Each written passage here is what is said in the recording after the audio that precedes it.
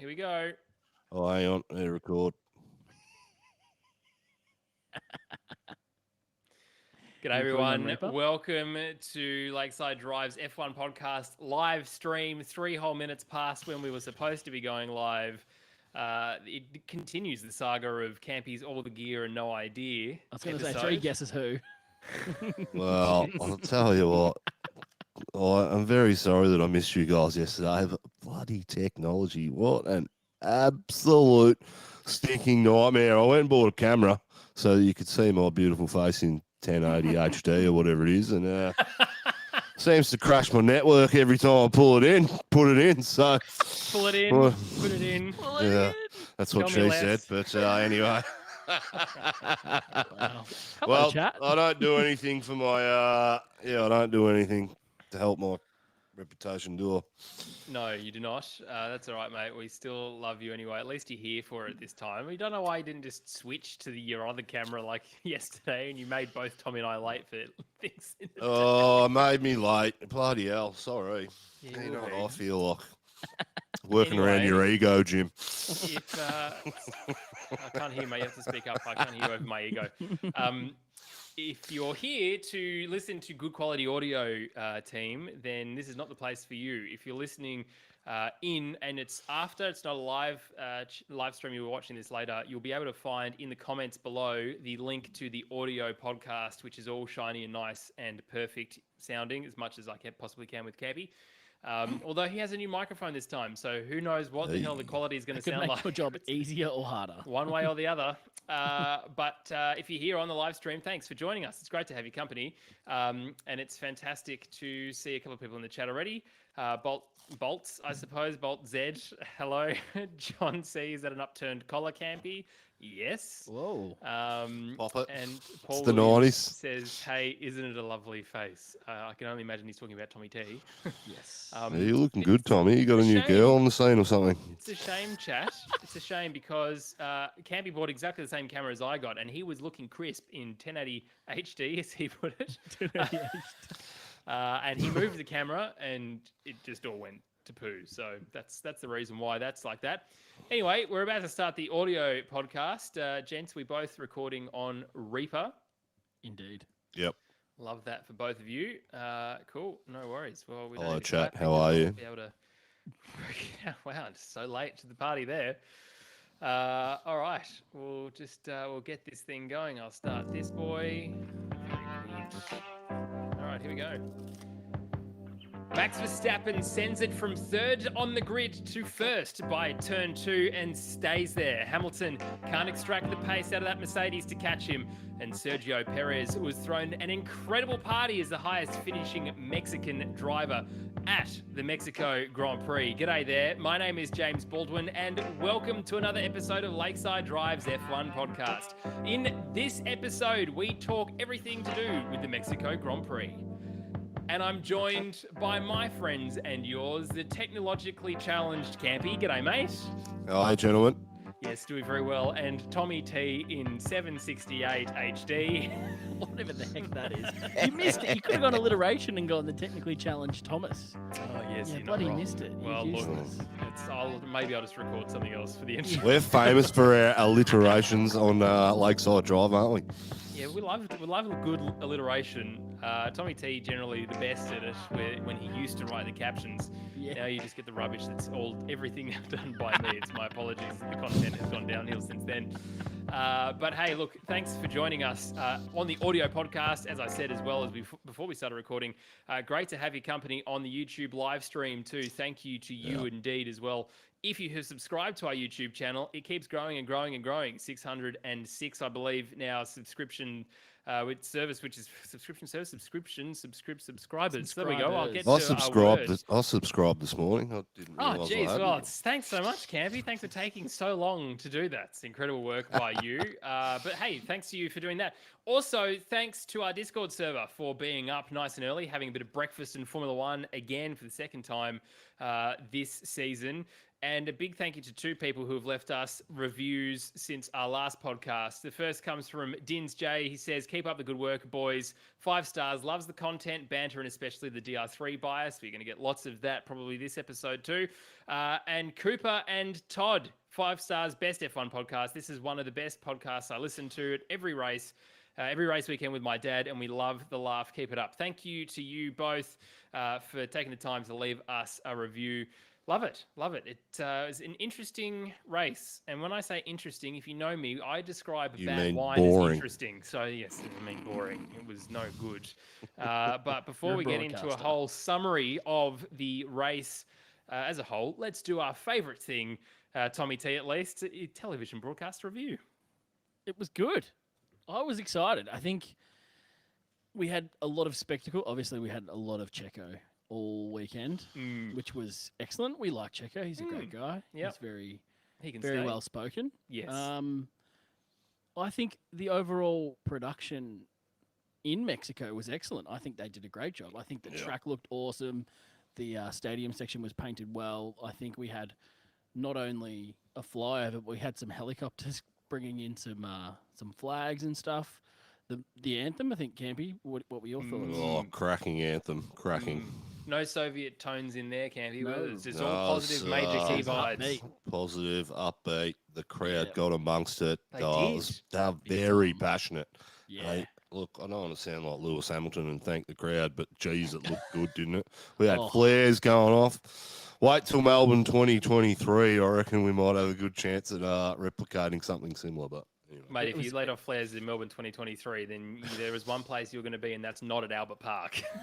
I'll have to get a permit for my boat to buy flares. It's a bloody nanny state we are. That's What right, a be the shit South show. Melbourne police station, probably. You'd have to do the podcast live from one of the cells.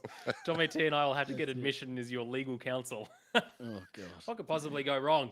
What are your thoughts on the commentary this weekend, Tommy T? The commentary was good. I'm going to point out one of my favourite Brundle lines, which was when he was commenting about Lewis asking, where is he faster? He's like, you could have just said Mexico. I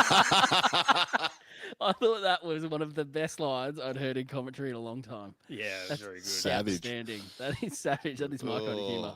Nah, Brundle was spot on, wasn't he? He was great. He always is spot on. Can I just say, you really notice it when he's not around.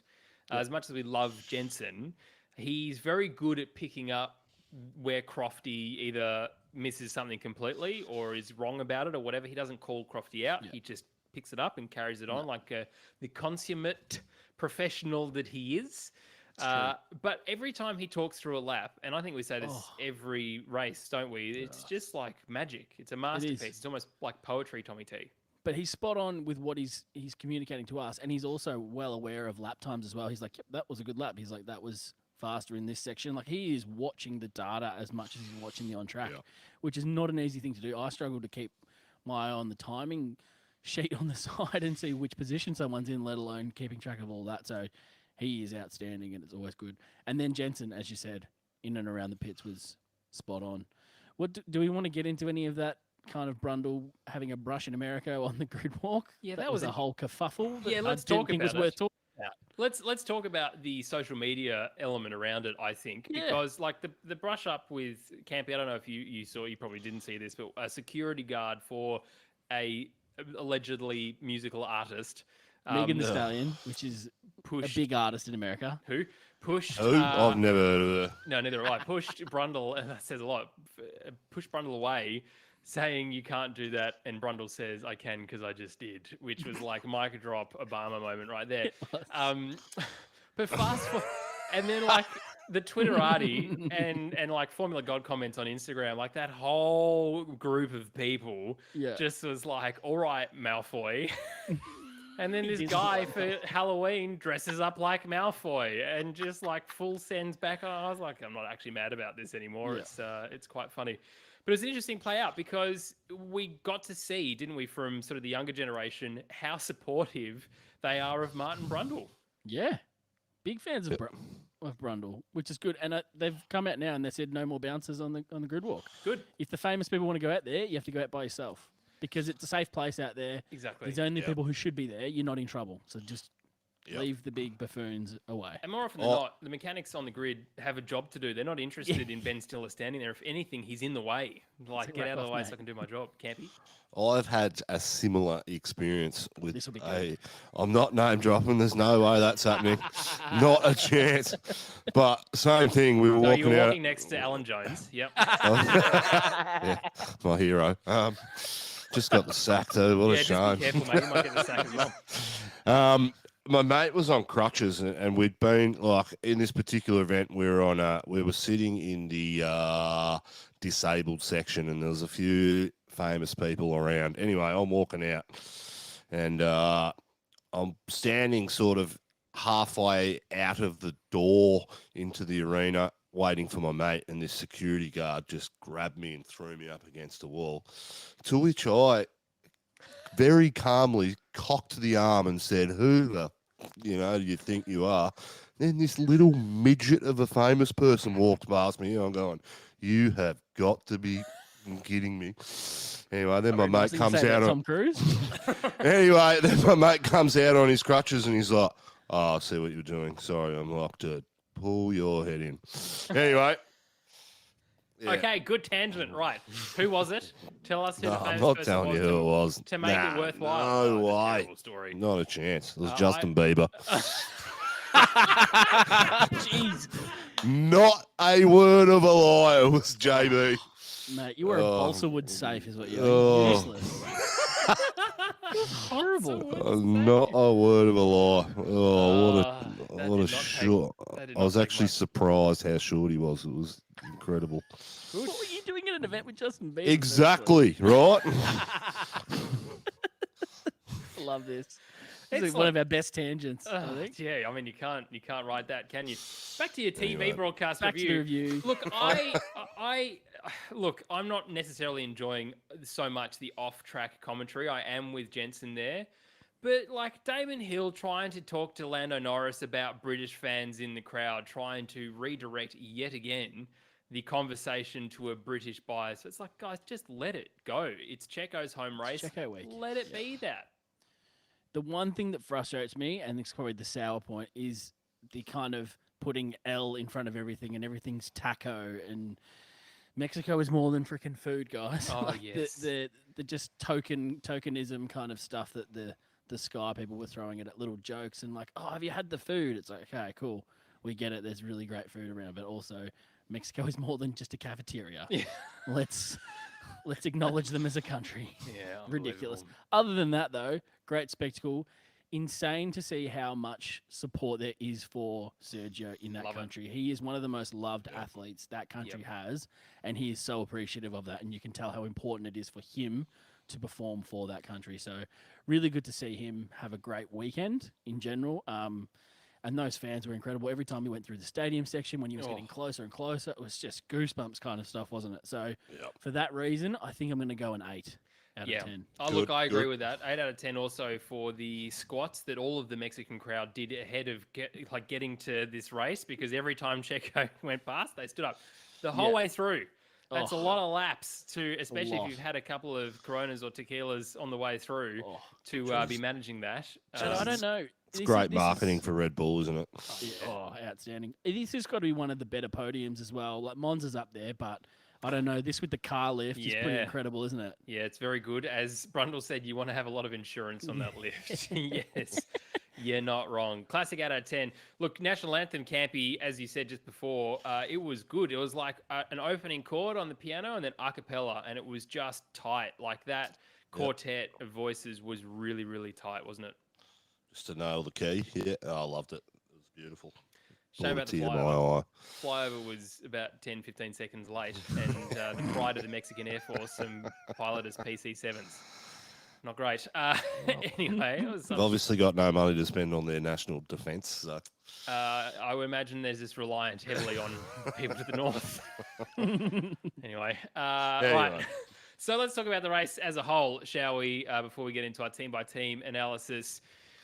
Now, Tommy T, I want to start with you because we didn't necessarily mention this in the pre-drinks episode that we had. If you haven't yet listened to that, by the way, please feel free to go back and do that.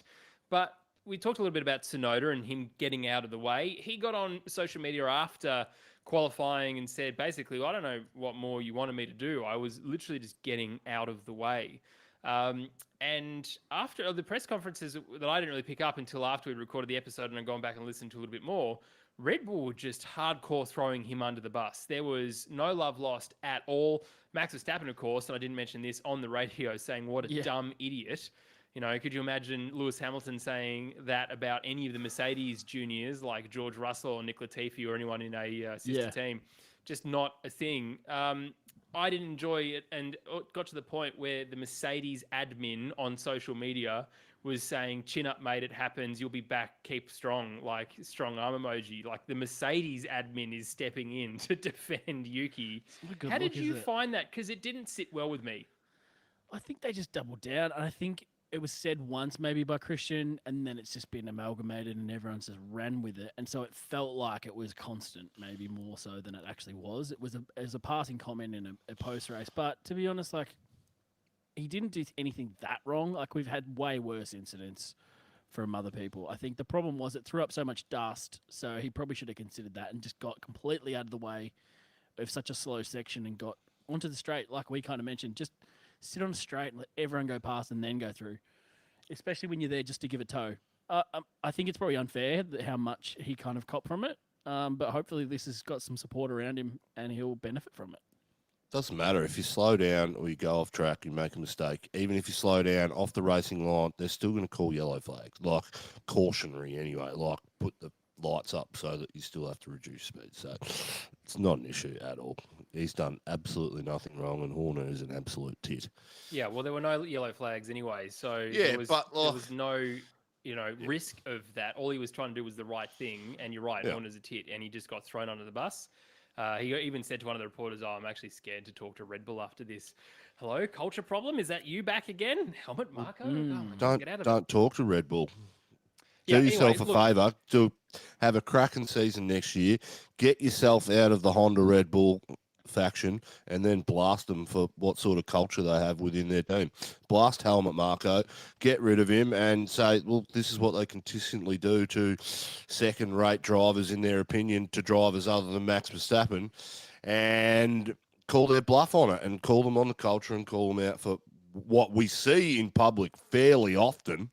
I mean, they have a PR campaign where they're trying to, not let Marko be as upfront as he would like to be, but we all know what it's like. We all hear what it's like, and then, do something like that. But you got to have a cracking season first to be able to do that. So, yeah, and look, at the end of the day, he did what his teammate wanted him to do, and his teammate finished in fourth in the race, which is an incredibly good result for AlphaTauri. So as far as the team is concerned, he did a great job. So look, Yuki, crack on. And it was an unfortunate first lap for him. We'll talk about that in a little bit.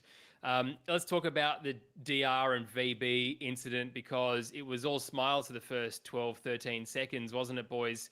DR got an incredible start, Campy. He jumped so many people, well, only two positions, of course, but because he was so close towards the front anyway after all these penalties. But he got a great start, great toe down the line. He was on the inside. He was just a little too late on the brakes. He had that lock up, and it was unfortunate for Valtteri, wasn't it? Because as Tommy T said in the pre-drinks yesterday, you're scared to start from first. I know why now, absolutely. And that was it for DR, wasn't it, Campy?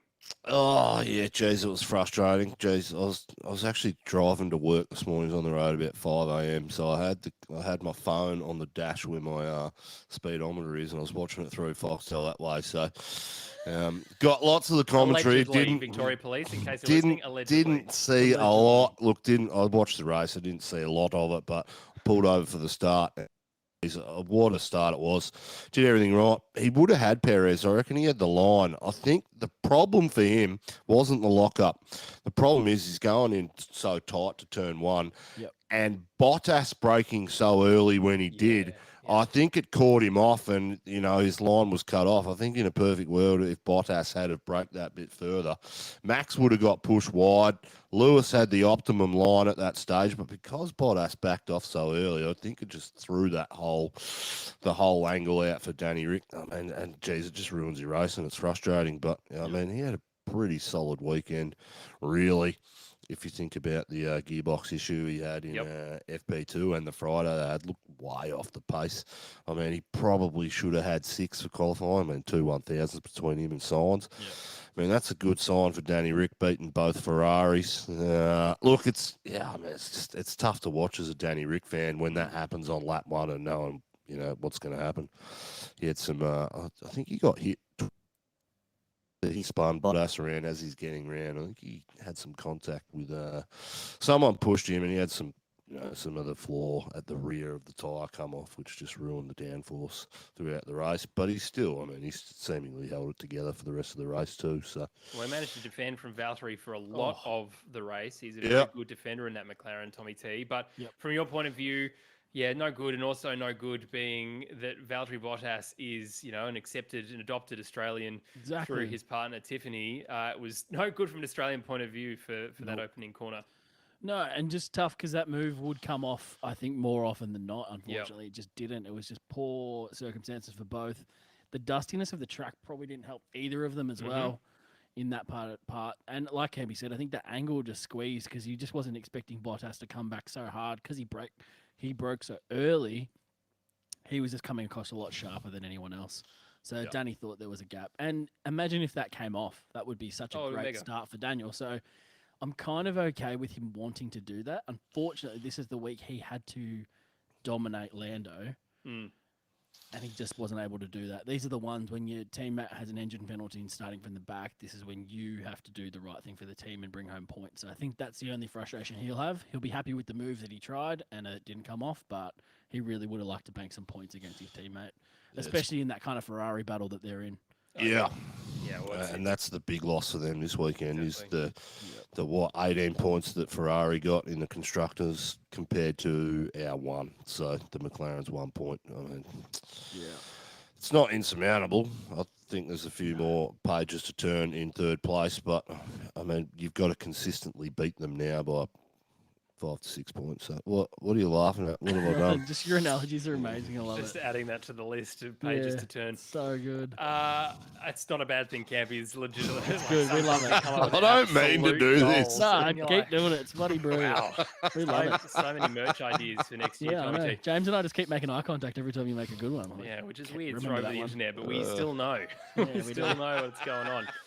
Just here for the lels. Let me just finally on that point as well. Lots of people going, oh, well, should he have got a penalty? No, shut up. It's a bloody first lap, right, guys? First lap. And it's not malicious. Danny Rick is not malicious like that. It would have been a shame, and I hope he would have said sorry to VB at some point, regardless if he thought it was his fault or not. It really, it forced Valtteri into the optimum 4-stop pit strategy. Poor VB. Poor guy. Anyway, well, let's keep moving on. Let's talk about the championship as a whole, boys, because I've had this question a couple of times over the last couple of hours around who we now think is going to win the championship. I know that all three of us a couple of weeks ago said our head says Hamilton, our heart says Verstappen, Tommy T. Where do you sit as a result? Or are you still in that it really could go either way Max. point? It's all Max. I think he's so cool, calm, collected. Nothing is phasing him. He is eyes on the prize.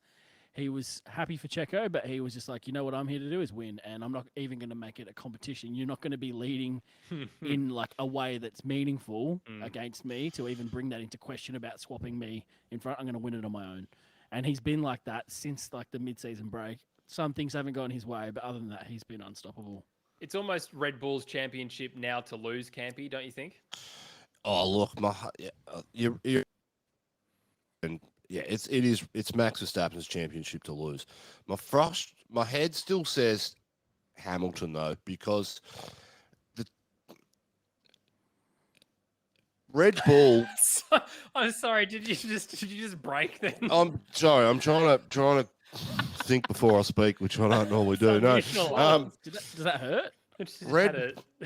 Sorry. Red Bull having this uncanny ability in the last 5 or 6 races to make up points and do well when they probably shouldn't. I think about Baku in the Russia, in the rain, where Max got a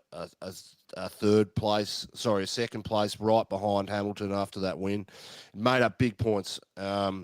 This weekend when Mercedes got it right and they qualified in front of them. Max started in third and overtook them because of the nature of the track. I think at some stage the ball is going to start to bounce the way of Lewis Hamilton, and Mercedes will capitalise on the good positions that they're putting themselves. I mean, my heart wants Max to win. I think he will, but as I said before, there's a few pages to be turned, boys, in this championship, and it wouldn't surprise me if Max has a DNF and Lewis goes on to win, and then we're back at zero again. Look, I think, how many races we got? 5. Four left. So, I mean, there's still heaps of points on the table. There is. And I could see Hamilton getting second in 3 of those races and winning one of them, and Max is going to have something happen to him in the final What about 4. his engine, though? Well, he might have to take a penalty, and I think he will. Lewis has already taken the penalties where he's needed to, so and that's where this. Oh, Lewis. No, Lewis Max hasn't taken Lewis an hasn't. Yeah. Well, I'll back in German ingenuity. And Valtteri Bottas has had 27 engines this season. has. What are you talking about? Yeah, in fact, they But went. not- They had we're 4 talking pit stops. about- They were we're- talking about changing the power unit for the 5th pit stop just for shits and giggles. we're talking about Mercedes here and the golden child Lewis Hamilton. I just think there's a few more things to play out in this championship before we call it yet. But my heart says Max, my head says Lewis still at this point. Okay. I agree to a point, Campy. There's a little bit of jeopardy left, and because we've never really raced at Qatar, well, we've never raced at Qatar, and we certainly haven't raced at Jeddah. There are 2 circuits here that these guys will have to get up to speed very quickly on. But Brazil, traditionally an anyone circuit, really, and I only say that because I'm putting that, well, traditionally it's been strong for this team, talk in the bin. And the same for Abu Dhabi. It's, Mercedes have traditionally won it, but the Max won it, the end of last year. So who knows? Literally anything could happen. I just hope, really I do, that we get down to Abu Dhabi and it's like, Lewis has to finish first and Max has to finish 4th for Lewis to win. And, if Max finishes 3rd, that sort of close. Sebastian Vettel first championship kind of jeopardy in terms of the points right at the very end of the season. Not like Max has to come last and Lewis has to win with fastest lap or something. Yeah, exactly. Yeah, right. but I don't want to see. I want to see Max win by more than like 12 points or whatever it was, because I don't want Spa to be the deciding. To look back, I want him to win by more than the 10 points or whatever he outscored Hamilton that day with half points, because for me that absolute rubbish way to hand out points and win a championship if that's what decides it. So agreed. I mean, I think Lewis, so he still got 4 points or something. But I mean, anyway, that's where I'm at. Half a point. Yeah, I just don't want that race to be the deciding factor. It's going to be. It's going to be annoying like that. I can already see it happening. In saying that, Red Bull have the better car. I think there was times this year I think Mercedes had the jump and they were the better car. But I mean, to pull out 20 seconds on a Mercedes over a race distance, that's a special car and a special driver to do that. I don't think Checo could do that over Hamilton, but I just think that car and the way Max is driving, it's the best at the moment. So. Yeah, well, look, as I said, it's good. I'm glad that we're here. I'm glad that we haven't got to Mexico and Lewis has tied it up. I'm glad we haven't had Coda and he's tied it up. I'm glad we would Turkey and he hasn't tied it up. Which he's done in the past. So the past couple of years specifically as well. So it's really, really good. Yep. Before we talk about our team-by-team analysis, I want to just say Checo's dad is an absolute icon of a human being. Talk about just how excited he is for anything that his son does, how supportive he is. How he was going around to the Honda guys just after Checo hopped out of the car. Of course, he had a big hug with him. Then he's going around to the Honda guys going, yes, Honda in Mexico. Just the most excited person in the world today was Checo's dad. So absolute legend of a human being. All right, boys, let's go through our team-by-team analysis as we always do. Let's start at the very back. Tommy T, Haas, Schumacher. Let's talk about this first corner incident because he had a wibbly-wobbly back left suspension as a result of just being collected. There's a great photo on F1 social media on their Instagram profile, go and have a look because you can see a flying AlphaTauri, a Haas getting collected, and all from the point of view of an Alpine. It's very, very interesting photo. Wow. But for Mick, it was a little bit sad. Not that we were really expecting him, considering Mazepin finished in 18th and was lapped 3 times. Oh, nah, just unlucky for him, I think. Wrong place, wrong time. He was on form.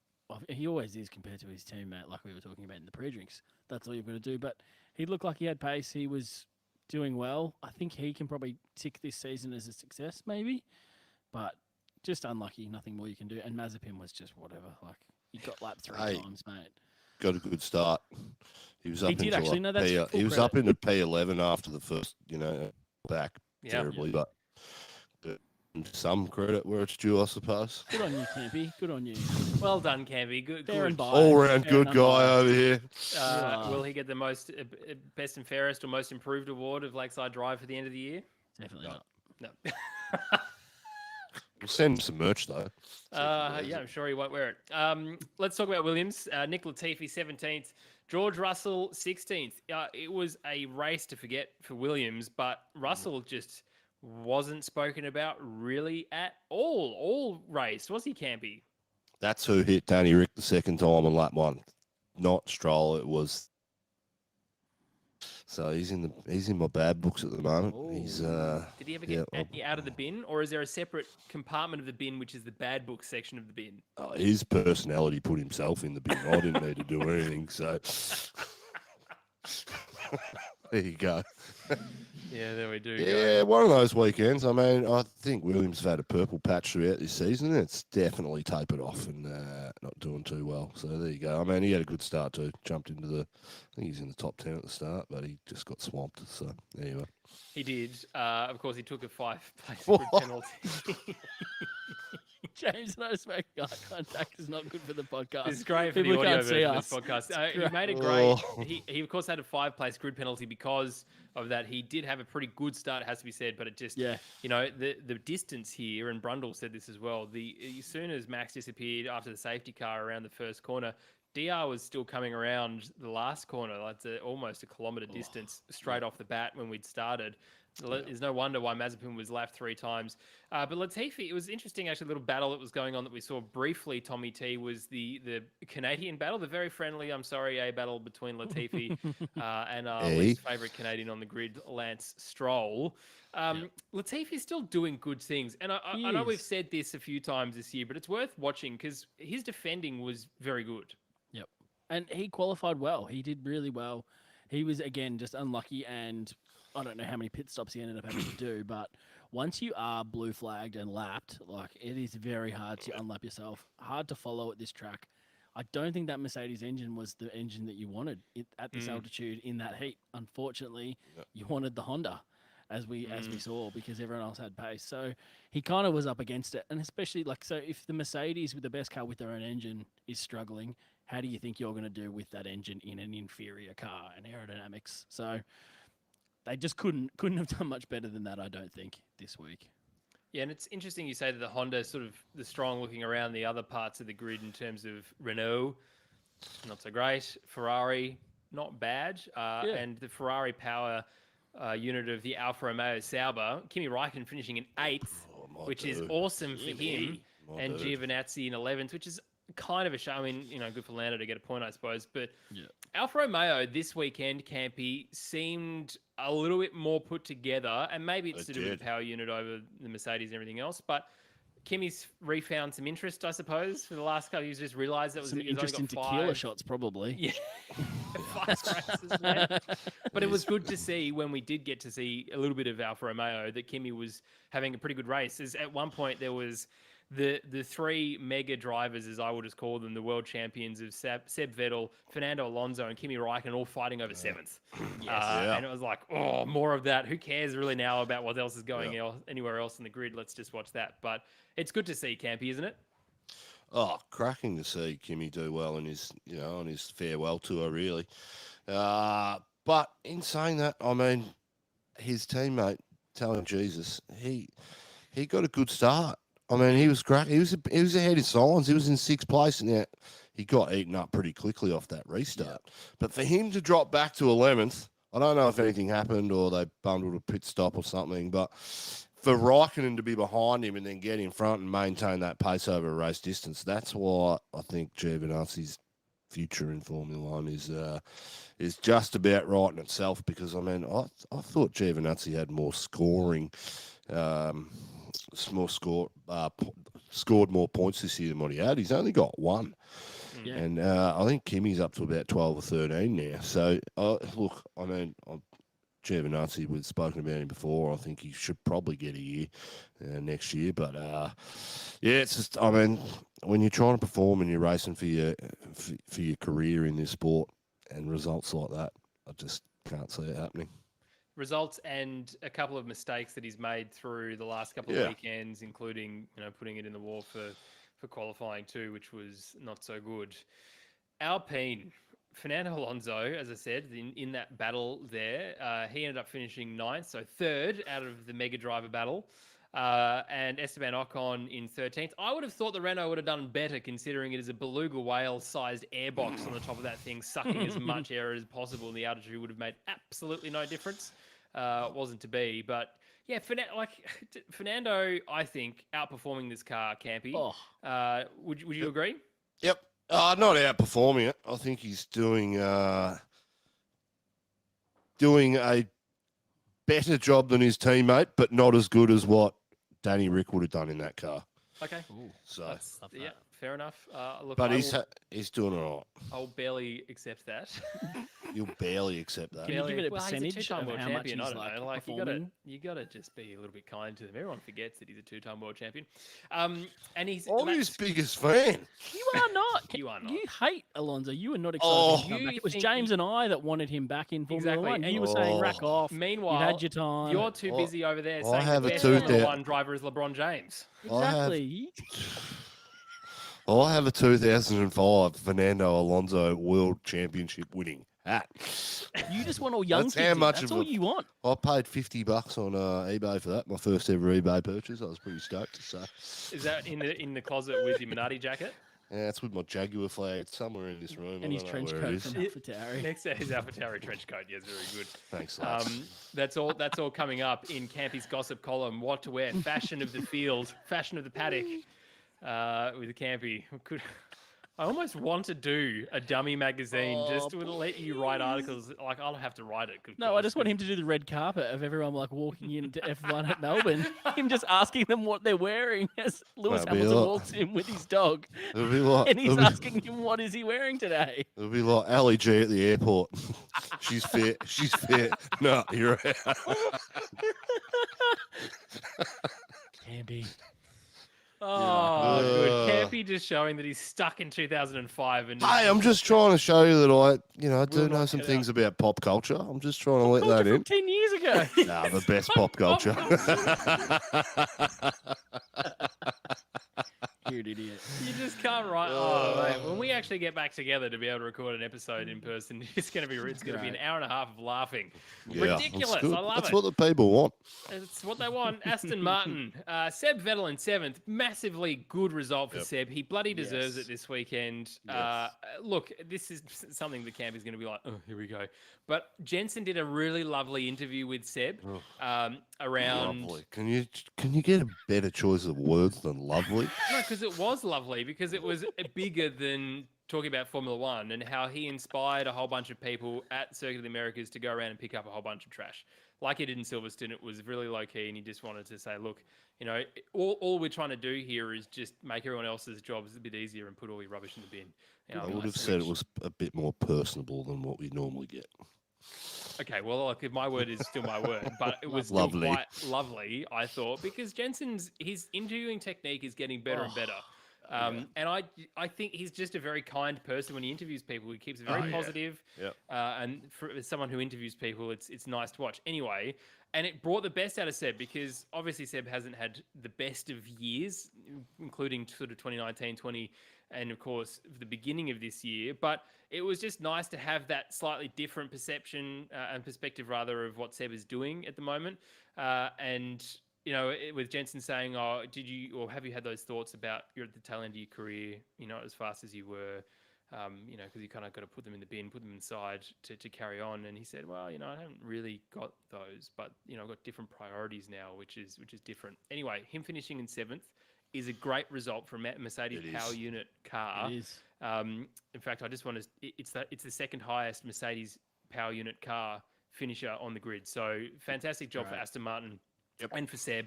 Lance Stroll in 14th because he's useless. Not really worth talking about. Campy, anything for you? He made a good move on Latifi's, and that was about it. That was a good move, actually. It was a good You're move. right. It looked like he'd been driving for a few years, which is probably a good thing for Stroll at this point in time. So not driving well in a few years, not this year, but he looked good. So interesting that overtake battle is overtakes of the year is now tied with Vettel and Alonso. That's probably because how shit they are at qualifying this year. They're doing those sort of overtakes. But I like that little battle. It's a nice one. Well, it's an awarded battle at the end of the year apparently. So that'll be good when you're on the red carpet to ask what beehive Seb is wearing. Watch those two tanker qualifying soon, just so they can overtake more people. And who will it be? Fernando. Fernando will be like, car's I've not working. I'm going to retire. Yeah. My rear wing feels a bit loose. I'll just get tyre choice. Whoops. Yeah. Oh dear. Sorry guys. Chuck some softs on. Maybe that's why he was like, oh no, I didn't get high. I was out in Q3. What a shame. Oh well, guys. He's already started. Straps and brand new mediums on, and off I go. No, he'll just do a Valtteri Bottas 4-stop. Come through the field, overtake, and then re-overtake the back markers. Yes, it counts. Otherwise, how would they be at such a high point? I might put him into my fantasy league, which I still haven't touched yet. But all right. Oh, bloody right, Campy. Let's talk about McLaren. Lando Norris got one whole point redo for McLaren in 10th and DR in 12th. Once DR sort of was holding off VB, I don't know if the tyre life sort of degraded a little bit and just to a point where he just couldn't close that gap up to Lando. But with Giovinazzi finishing in between them, I thought was a bit interesting. Like he could have at least closed the gap and try and finish there. Wasn't to be. That's okay. As we said, or as you said, Campy, right off the top, it's good for DR to see the level of performance and confidence now he has in that car. Hopefully that late brake move doesn't shake that confidence. Because if it had worked, it would have been very, very good and the late breaker of old. But Tommy T, how did you see McLaren this weekend? Because it's been an interesting couple of weeks. They got voted the most favourite team from fan point of view. Last week they announced they had a livery reveal of their Extreme E car and they announced their drive up for Extreme E. And there's a huge amount of outpouring of love and adoration by fans, which was great to see. Yep. And then you have a weekend like this, which is very hard to, get excited about. I think the conditions were just not optimum for them to do anything. Lando was starting from the back. He had to move through traffic. And we saw by what I think Brundle pointed out on lap 5. He's like, look, there's already a 50-second gap between the leaders and these guys. There is no making that up over a race distance when you can't follow close. That was and Danny Rick no and Potter. It was, but Lando was obviously in a similar situation right at the back from the start. He was further up. He was, but the point is that with such low remember that time when I was like, Jensen was lovely because he just doesn't say no. And you just say the opposite. Just pointing that out. Instead of yes and, he's like, no what? No. Yes. Anyway, I agree with you, Tommy T. Also, the low deg meant that there was no point in a two-stop strategy, really. It was always going to be a one-stop was favourable. So you don't have that extra kind of thought of like, maybe if I can go long, because everyone's going long. There's no kind of way to get up further. So your kind of job lot was like, the best we can do is hope that we stay out long enough, someone has a dodgy pit stop and we get to overtake them there. That was kind of all that they could do. The interesting thing to me is Lando lost time to the Vettel, Alonso, and who else was in there? Raikkonen. He lost time to that battle after his second stop, which I thought was really interesting. Could be a range of factors to that. They could have turned the engines down and like, right, new engine, turn it down, save it. Like, there's no point. As hard as we can. 1 point's as good as we're going to do. I would have expected Norris to move through the field a bit quicker than he did. I mean, seeing what Danny Rick did over the first sort of 20 laps of that race, coming from so far behind, he Yep. cleared everyone he needed to clear in the mid-pack. And there was a massive gap because they didn't catch it up to the rear of the safety car, I don't think, before the restart, which hindered them too. Look, I think Lando had an absolutely shocking weekend. I know he took the penalty, so he sort of got one on the tune in Q3. He did the right thing by the team, but you know what? I think he'd be walking away with his pace this weekend and shaking his head pretty badly. I mean, Danny Rick lost time to him too after his second pit stop. Danny but, also had 2 stops, yeah. But I think he's about 18 seconds behind Lando at his first stop. But I mean, he's behind Giovinazzi, who's holding him up, and he couldn't pass him because of downforce. So there's issues too. But I mean, all that time was lost really on the first lap for Danny Rick. But yeah, I'd be struggling. Danny Rick's pace was pretty good considering the downforce loss and the incident he had. But I would have expected Lando to get a bit further up because that's what we expect of these guys, right? He probably should have cleared in and got 7th. I would have thought. Yep, absolutely. But for whatever reason, I think Danny Rick is now the number 1 driver in that team. Ooh. Like results and pace-wise in the car. I'm not talking about results or points. I still think you'll get one more win for the year. That's what we're hoping. We can always hope, can't you? But You said Bottas was going to win this year, mate. I don't know how much of a profit anymore. Yeah, the whole championship. I never said it was a profit. I just wanted him to win. You actually called yourself the F1 prophet, all dickhead. right, mate. Did I? Jeez. Did I? Oh, I don't remember. You guys have got long memories. You like women, you two. Mate, the problem is everything we say is recorded. We go back and listen. I have to edit it. I have to listen to your voice a second and sometimes a third and fourth and fifth time to try and find where you've bloody sworn. So I have to. I haven't sworn today. I've been good. You're doing very well. Good boy. Well done. You know what I Here's found the out about cash. myself, or my lovely fiance pointed out. She said, when you have a beard trim, you're a bit more happier, and the longer it grows, the grumpier you get. So, Wow. yeah. All right, The Samson. length of your beard There you hair. are, Samson. Yeah. So I'm a bit Wow. happy today. Life's good. Just to bring it back to Formula One, How dare you. what I saw, which was really interesting, was that Danny Rick was faster in the first 2 sectors than Valtteri Bottas in that whole battle, and especially coming through turn 6 and 7, turn 6, 5 into 6, the traction of that McLaren is out of this world. Like Bottas is right there. He's come through the first, second, third, fourth corner, out of the 5th corner. He's right on his on the diffuser, and then it's like, see ya, Planted. power down, off I go. Like that traction is amazing, incredible traction. So I think that's why DR was able to get so far, or not so far in front to keep Valtteri out of DRS range. He was in DRS range for so long. But if we think about every single race that Daniel has defended this year, Monza. probably after sort of race 4 or 5, and in Monza especially, that defending all comes down to how he's able to put that power down coming out of the corner. And key corners, like really slow speed corners. And Campy, I know you say that McLaren's are great through slow and fast pace corners. And I suppose that medium pace is where other cars and that aerodynamics comes into play, which is why they're potentially not as strong as the Mercedes or Ferrari or whatnot. But for tracks like this, where there's a hard left or a hard right, it's good news. But in qualifying too, Danny Rick's first sectors were always purple compared to everyone else. They were 27 O's when everyone else was doing 27 2s and 3s. So I think that's set up wise as well. And I think that's probably the sweet spot where Danny Rick's found the car actually. So yeah. And it's great to see, like, he's back as far as I'm concerned. He's fully together. I agree with you, Campy, not just because we're DR biased here, but I think McLaren will be very happy now with their investment in Daniel. Certainly with what's happening at the end of this season. I hope that they're able to get that 3rd position from Ferrari in the championship. But what Daniel's doing behind closed doors ahead of 2022, as a result, because, of course, we're keeping very happy and positive here as well, except for this result, but previous to this, it's good for McLaren. It's great for, from Zach and Andreas and everyone else in the team to have that level of investment. And look, McLaren's aiming to be the best racing team in the world across Yep. as many categories as they can get. So all Yep. power to them. It's bloody fantastic, and a great decision by him to go to McLaren, not Ferrari, For sure. and not stay with Renault. Let's talk about Ferrari though, because they will be very, very, very happy with the points haul. They got a whole 17 more points this weekend than McLaren.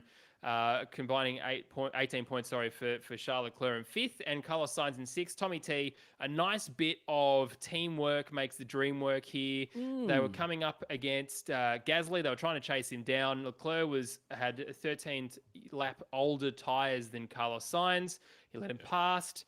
Carlos had a crack, couldn't close the gap well enough, and let Charles back past again. There's no, big fanfare or ceremony on the second switch.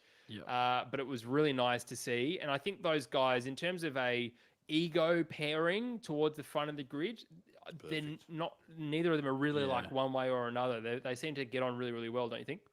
I think Sainz is far more nicer than I was, because I think he probably deserved that fifth over sixth. I mean, obviously doing it for the team, but he qualified better. He was unlucky with his position out of that pit stop as well. Yeah, exactly. So he just was unlucky. Leclerc didn't really earn that place, other than just got lucky and got through.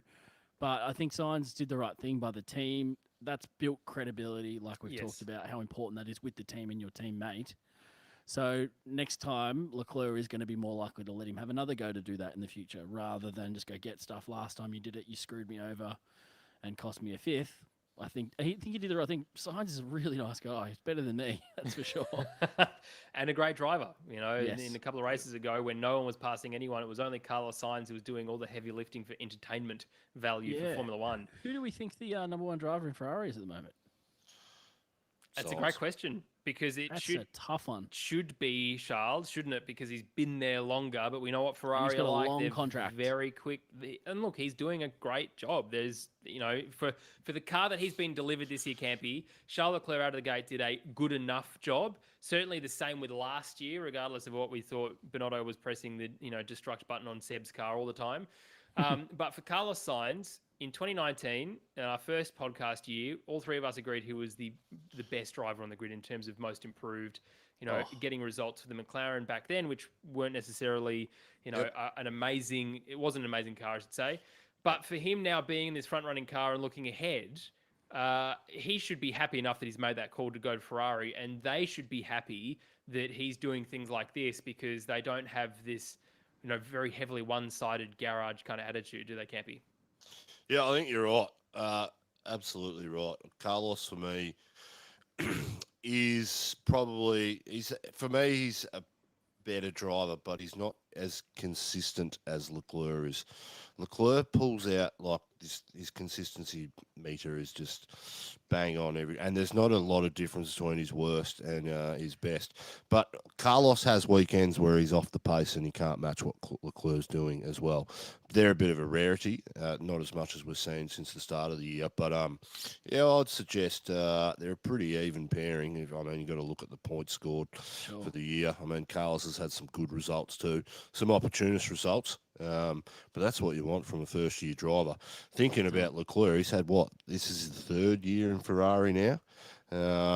You'd be expecting him to take ownership of that team and try to dominate his teammate for future pecking orders. But I think Ferrari would be sitting there.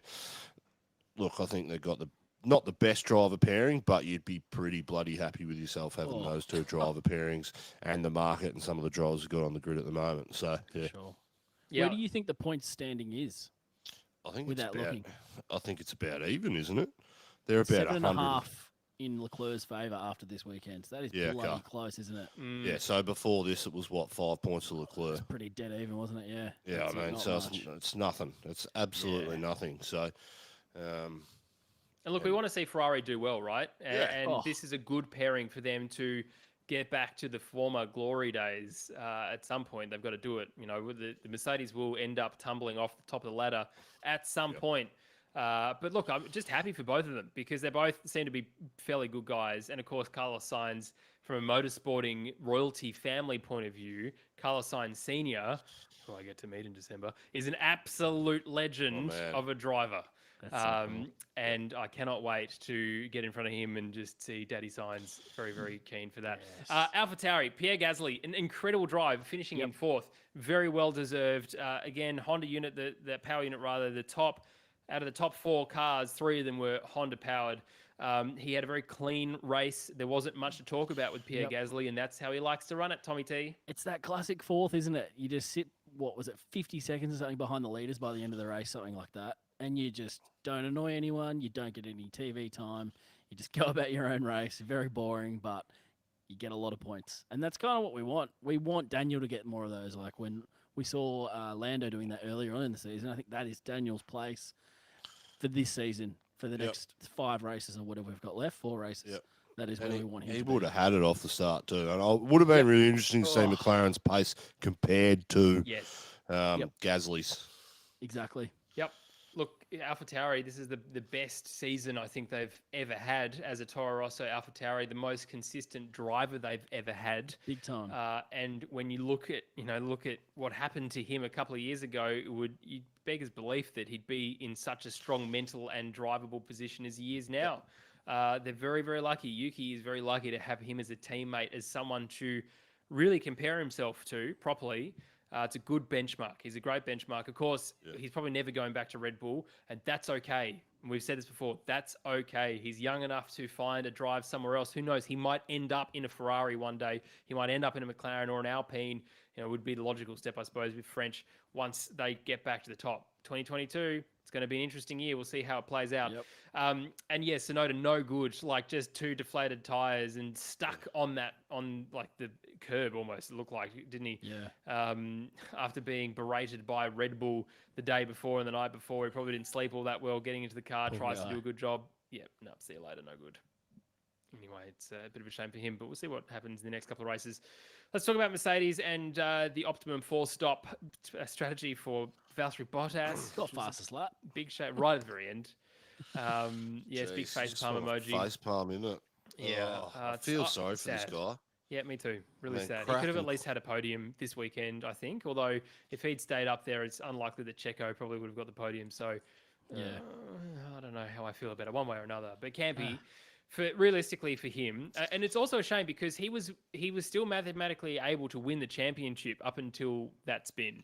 Now he's 17 points behind what is left, I think, to be able to win. So it's a bit of a shame. But what does he do for the rest of the year? Because Tommy T and I spoke in the pre-drinks about he's sort of got the monkey off the back after signing that Alfa Romeo contract. There's no pressure anymore. He's just running his own race.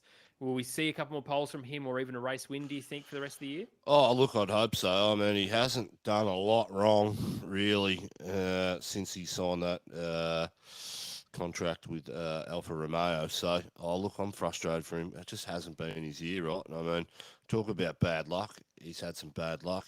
He's done a lot right, but he's also made mistakes as well at really opportune times for himself. So the good thing for him is he's putting himself in those right positions consistently in the moment, and I think he'll get it right. I think he's probably got look, I'd like to see him win another couple of races, but I just can't see that happening with this title race sitting as it is at the moment. If I was Bottas, I'd be giving the big finger to Mercedes and everybody there and saying, well, you've passed me on, and that's fine, but that's got ramifications. And if you want me to play the team role, then I ain't doing it. If I'm in a position to win, I'm going to win because I'm racing for my career, and you guys have made your choices for whatever reason, and that's fine. But again, too, I think he wasn't expecting this year. He was expecting a new car this year, and I think that's what he's been in his hopes. That's why I think he should have had a drive for next year with Mercedes, but you can't fault what George Russell's done to get that seat either. So, that's the way I hope Valtteri handles it. Just continues to put himself in good positions, get some wins, and not kowtow to Mercedes and Lewis Hamilton what they want him to do. Do I think he'll do that? I think he's too far past that. He's too much of a nice guy. Not that he doesn't have the killer instinct. I'm not suggesting that at all. I just think he'll play the team game the best he can, which is a shame. Sure. I'm excited for next year when he's in less of a pressure situation and anything he does will be considered great. He will. He can similar to when he was a young rookie coming through Williams, hey, and he was just doing amazing things because there was no pressure, no one expected anything. He's going to go back to a team with less expectation, less media attention, and he's just going to be able to do really good Bottas things and shine. Kind of like we saw Kimi do the last couple of years once he moved back from Ferrari. Yep. Just anything he does is like, good work, we love that. Yep. And I think that's what he's going to be excited for. It's just that low pressure, kind of back to doing what he loves rather than like being in the shadow of one of the all-time greats. And let's not forget, Sauber is a team with steeped in history and winning history as well. Robert Kubica, of course, famously driving that BMW labelled Sauber to a couple of race wins. We don't know what's going to happen next year. As I've said plenty of times, I'd love it for Alfa Romeo to be one of the top 3 cars and Valtteri to be there to be able to absolutely dominate. Whether or not that's going to happen, who knows? But there's still a future in Formula One for this guy. I don't think this is like a, Ericsson or potentially Grosjean thing where he's come from a winning team, won a couple of races, and then gets punted towards the back. We just don't know what's going to happen in the grid in a couple of years' time. He's got a long contract with Alfa Romeo. So it sees him through another 3 years. It's good. Who knows? With 2025, it's a long time away, and who knows what's going to happen. So, look, it's going to be good to see him happier again, that's for sure, and get some good luck because he bloody deserves it. Lewis Hamilton, yet again, in second position, yet again after the US Grand Prix as well, very disappointed. You could tell his body language was not very good, but it is what it is. He has to take that as if he's not winning, he has to get second for this championship fight. Tommy T, what do you think of his attitude for the weekend? And considering really that Mercedes wasn't the stronger car, were they sort of sold a little bit of false sense of security because of qualifying? Well, you could see how shocked he was when in his post-qualifying. But I think it was just telling about he's doing everything he possibly could and he's still coming up short. He knows that Max has the ability to walk away with this and that car is better. I think you can see his frustration or disappointment that he just doesn't have the tools. He doesn't have... It's not his ability. It's literally he just doesn't have the tools right now to do what he needs to do. He's excellent. He's outstanding. And he did such a great job to keep himself in that battle for as long as he did. Obviously, Max walked away, but to make sure that Checo didn't get past, you could see on that last lap how well he planted that car. There was no chance Sergio was being able to put a lunge there. He did his best crack, but there was nothing. I think you can just see the disappointment that car hasn't got any more to give, and that's what's frustrating him more than anything. Campy, he said previously that he wants a fight. He said years and years and years in a row, like, let's come on, bring it on. He had kind of a dabble with Seb Vettel in that Ferrari in 2018, but not to the point of where we are now with the Red Bull, as Tommy T and I have said, is now their championship to lose. Do you think he's sort of going, oh, hang on a second, maybe I'm not actually going to win this championship this year? Oh, look, as Tommy T said, there's things in Lewis's control at the moment, and he's getting it right every time. If he can't win, he's got to finish P2, and that's what he's doing. His qualifying could be better, though, in saying that. I mean, this is the first year. I mean, he hasn't qualified on pole for 13 races or something, which throughout this turbo hybrid history, you'd be like, what? He hasn't done that? Which just shows to me that the things out of his control are Red Bull and Max Verstappen, and they got a better car on track, and he can't do anything about that. I think he does want to fight because he's a competitor, and I think winning the way he has won in the last few years against Bottas is not the sort of fight that a guy like Lewis Hamilton wants. He had those fights with Rosberg, right up until the last race, really, in the first season. He walked away with it in the second, but Rosberg won it in their third season together and then walked away, and he's had a pretty easy run since then. Has been not seriously like title contenders against him, and he's been able to face every ball and just hit it away since then. So oh jeez, I've done it again. Love it. Anyway, but look, tough shit, Lewis. It's motorsport. No one wants to see you win again, mate. We're sick of you winning. I still has got a big chance, and I think things happen for Lewis Hamilton all the time. He writes these stories. he writes these stories for himself and always comes up with the goods. And he is performing, I think, as much as he can. But unfortunately, that car's not where he wants it to be. And but things will happen for him. And yeah. Oh, if you're writing the movie for Lewis Hamilton, losing this year probably makes winning next year sweeter, I would have thought. I think it adds that kind of that roughness to get the 8th next year in new regulations when everything shifts again. He's had a tough battle against Max. I think this probably could be better for the overall story because we haven't seen it. Like you said, he's had a couple of easy ones. You don't want to walk into another one on the trot and then just kind of fade off into the distance. I think this is what the Lewis Hamilton story or movie needs. Drive to Survive, if you're listening, Tommy T is available to be a producer for the next season. Able to write the story for you too. And maybe it'll actually make it more correct rather than over-dramatized. Quality control, exactly right. Okay, Red Bull. Great weekend for them, of course. Sergio, a little sad that he couldn't get Lewis towards the end there, but he's got to be happy. He's the best result for a Mexican driver at a home race. Third on the podium, of course, with Max Verstappen finishing in first. As we've said, it's now their championship to lose, Tommy T. Overall, they'll be very happy with that weekend, of course, recovering from their qualifying and the disappointment from there. Can they carry this momentum through to Brazil, do you think? I think so. I think Brazil is another one of those ones with amazing spectators and stuff that same energy will be there. I think they kind of do consider Checo right now when there's no other Brazilian kind of drivers to be their own kind of from that part of the world. I was so wanting Checo to get that second. I think that would have just been the nail in the coffin of Mercedes and Lewis Hamilton for the season. Can you imagine if he managed to get through, get the constructors' points, and also make sure that Lewis didn't get those points in his battle against Max? I think that would have been insanely huge, and Red Bull would have been indebted to him for the rest of his career and be like, we can't sign anyone else. You are our guy forever. But it just wasn't to be. He did his best effort, but obviously following so close is very hard at that altitude in that heat. And he's got to be pleased with this result. Like, genuinely pleased. This is the second podium in a row that looks exactly the same as the last one. Yeah. With him getting another third place, and it's good for Checo, who in Abu Dhabi last year didn't have a drive for 2021. Now to have a race win, a couple of podiums with Red Bull.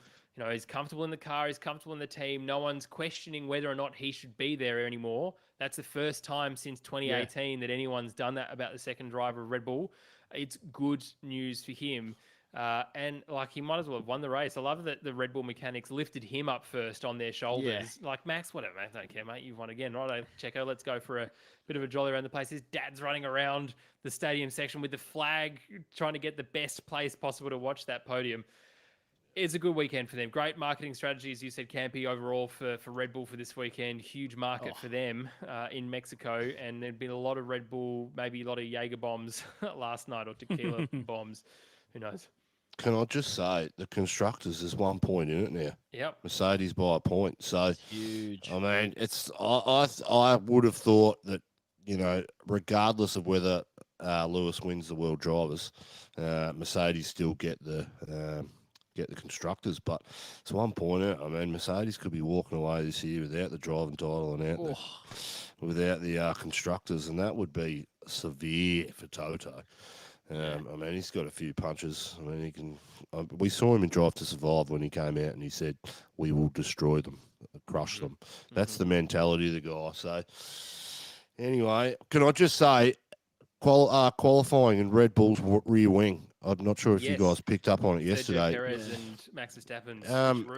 Newey came out and he said, "Look, what we found on this part is that it reached its maximum potential, and the elements of the particular qualifying section were actually too good, and it made it not work as well." It's a bit like optimum tyre temperature, right? If it's optimum tyre temperature is 40 degrees, 40's it. If you go to 41 or 42, they start to drop off either side of it. And that's why Newey said we taped up the rear wing, because we just reached its optimum. Slow it down.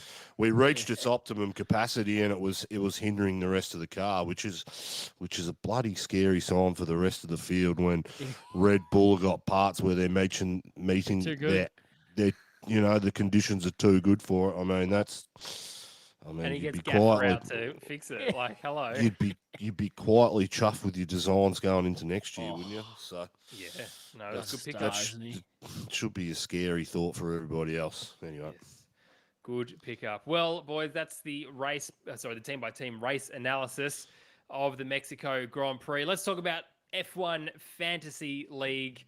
Some really bloody good names in here this time around, boys.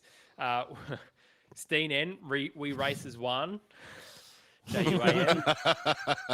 Checo Multi 21 this weekend. You're a Mexicant. Raymond M.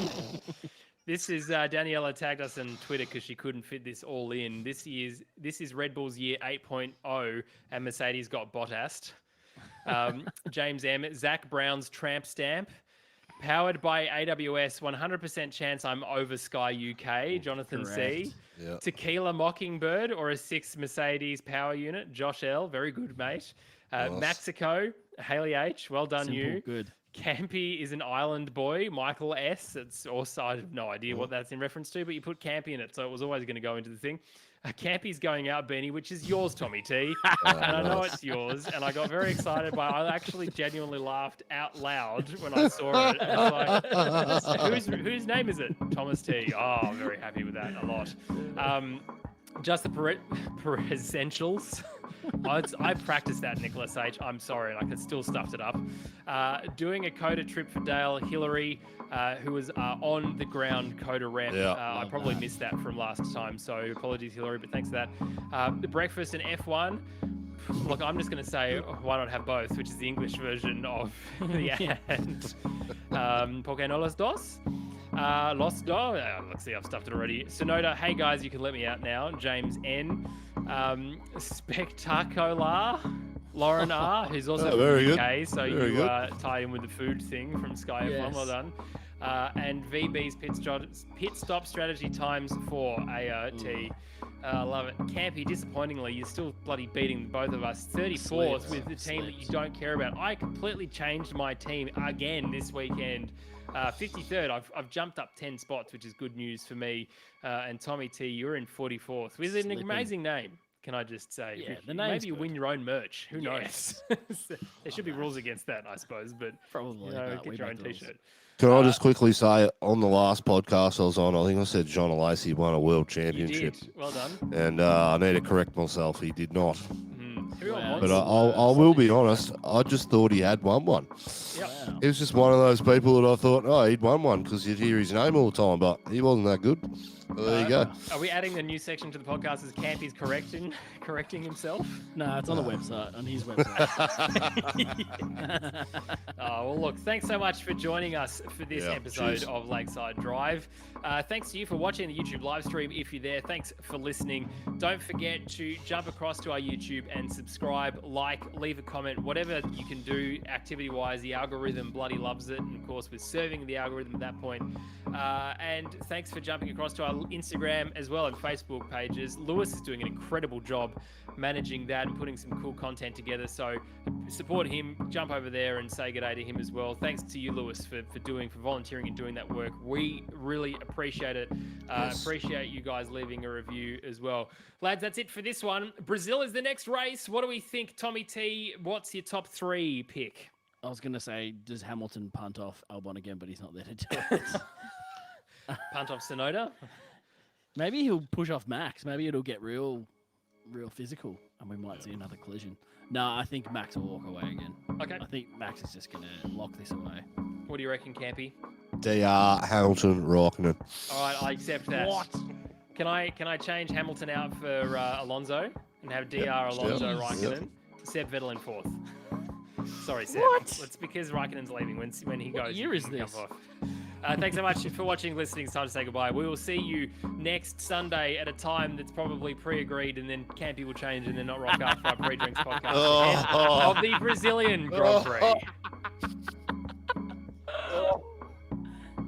That's what I mean about working around your ego, Jim. It's a pain in the ass.